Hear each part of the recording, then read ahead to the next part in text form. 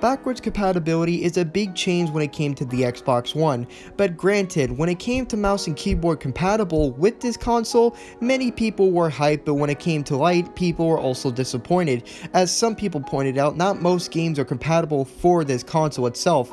What makes proper sense, as a console is not really designed to handle mouse and keyboard support, only with the hand of a controller. But thankfully, developers around other games, including Microsoft, was thinking of this idea to come true. But before we can even get that amazing update that we're able to play mouse and keyboard on our favorite games, there's only been a few that has this update.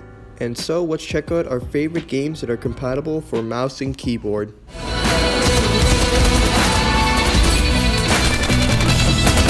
Run Royale. Now, I have heard other commentators explain how this game could be original. However, to my extent, I would not call it original at all. See, the gunplay is a pretty average third-person shooter, and the neutral style to it matches more like the very successful Fortnite. But beyond that, I could rather say it's a decent battle royale game. You have the strength of an open world, and if you want to get rid of the constant building between your enemies and only want to fight hand to hand or either up close, this is the game for you. Now, to be fair, the game is not all copyright. I would rather call it very creative when you manage to go below the health of 0. But instead of me going down instantly and having to wait for a new game is beyond annoying. But knowing a game like this that allows me to turn into a chicken to get a second win, it's actually quite fun of its own extent, including it matches the global world of how this game represents. And though I doubt most developers will take this format of this idea so tedious, I would rather think they would do it more of a tongue-in-cheek, sophisticated style. And so yeah guys, this kind of detail and mechanic will encourage me to keep playing the game even more instead of me just instantly quitting even though I died at the beginning. And so Run Royale, I would give it a 7 out of 10. And yes guys, the reason I will explain right here, the artwork is beyond gorgeous, but I feel like it matches too much of the style what Fortnite represents, and the gunplay is, like I said, average to a third-person shooter. So basically what I'm saying is, it doesn't really deserve a 10, but mostly at a 7.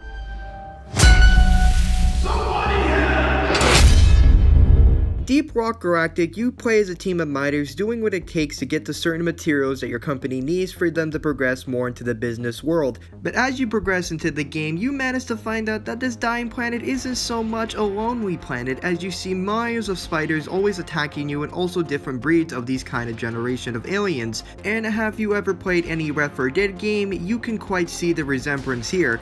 But thankfully this game saves it by a landslide. The graphics itself is pretty dated into the Xbox world or either PlayStation 4, and the gunplay is quite smooth of its own extent, including the feel very original. And following the same recipe as Left 4 Dead, you manage to have a amount of friends, including any online sorts or either bots, that help you push against the mile of aliens that you have to come across. And granted, you don't have to hesitate if you have to use bots. These AIs manage to support you between any wake of the game. You're down by low health, they'll revive you. You ever need ammo, they'll support you. If you're ever down by heavy gunfire, they'll get some of the heat off of you.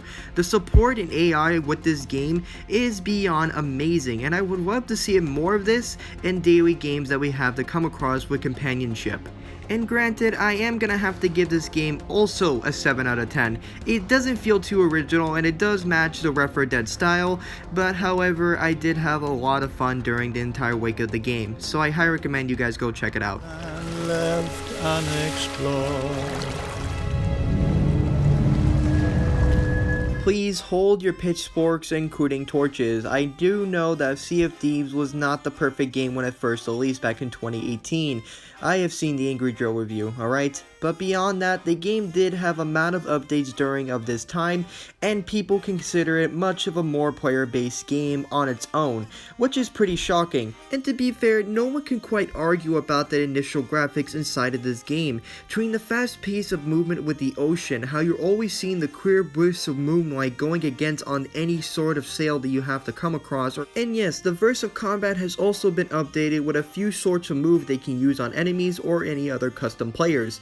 And granted, the game has also been updated with new side missions as well. Not as tedious as it was before, but enough enjoyment time for you and your friends to get around, including epic boss fights. And yeah guys, with a true development of fun you can have with friends, the gorgeous graphics, and new updates with side missions and boss fights, I'm gonna give Sea of Thieves an 8 out of 10. Surviving Mars. It's a very unique game on its own extent, and if any of you guys has played StarCraft or either SimCity, you're gonna have a major blast with this game.